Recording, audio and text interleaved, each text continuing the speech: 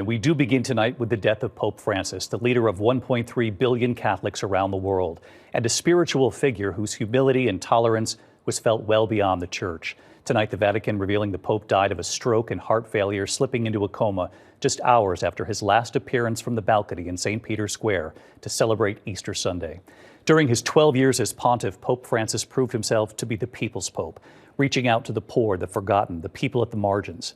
From the moment the former cardinal from Argentina was introduced as Pope Francis, he set the church on a new course. The first pope from Latin America, the first Jesuit, the first to elevate women to positions of church authority, the first to allow priests to bless same-sex couples, asking early on as a pope, "Who am I to judge?" And another first, Pope Francis agreeing to the first ever town hall with American television.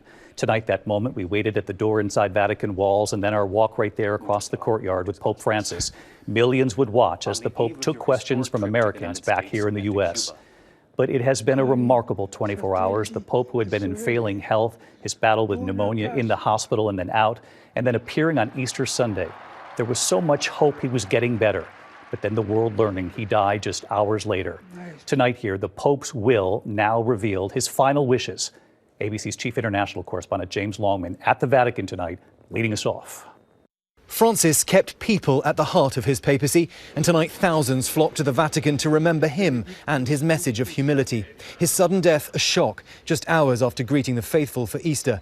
Tonight, the Vatican says the 88-year-old suffered a cerebral stroke, fell into a coma and had irreversible heart failure. He died at 7:35 this morning, local time. Con profondo dolore. The Vatican with this announcement, saying Francis dedicated his entire life to his church, teaching universal love, especially toward the poorest and most marginalized. The first Latin American pope dying at the holiest time of the year for Catholics. Fairly subdued atmosphere here on the square. I mean, yesterday there were thousands of people here, all cheering on Pope Francis. Look, people knew he was sick, but I think they hoped that he was getting better, and now he's gone. I think it's just shock. This was the extraordinary scene on Easter Sunday in St. Peter's Square. Francis greeting thousands from the Pope-mobile, appearing frail but waving, blessing children in the crowd. That appearance came shortly after the traditional Easter Sunday Mass, where crowds heard what would be the Pope's final message and received his last blessing. Cari fratelli e sorelle, buona Pasqua.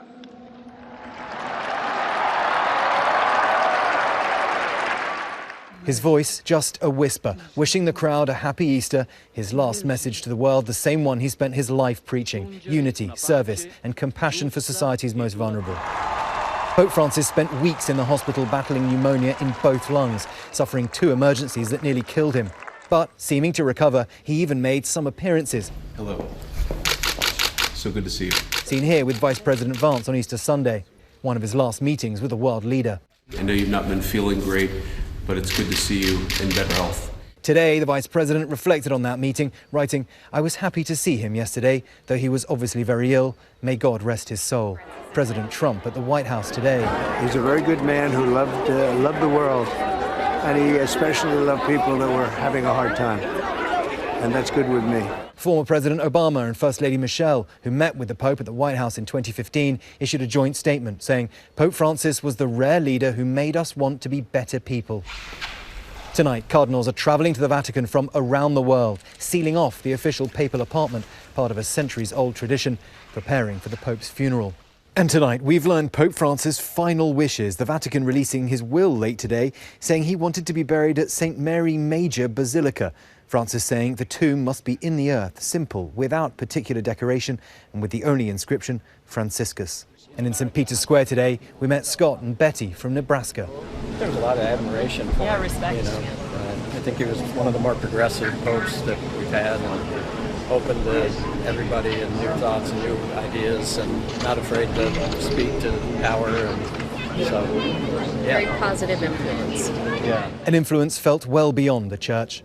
Francis dies truly a global symbol of humility and kindness. In a world of deep division, he asked instead, "Who am I to judge?" Well put, James. Let's get right to James Longman. He's live outside the Vatican tonight. And of course, James, the Pope's death just hours after he appeared on Easter Sunday there in Rome at the Vatican in front of the world. It seems the Pope was determined really to be the people's Pope right until the end, despite guidance from the doctors. Yeah, that's absolutely right, David.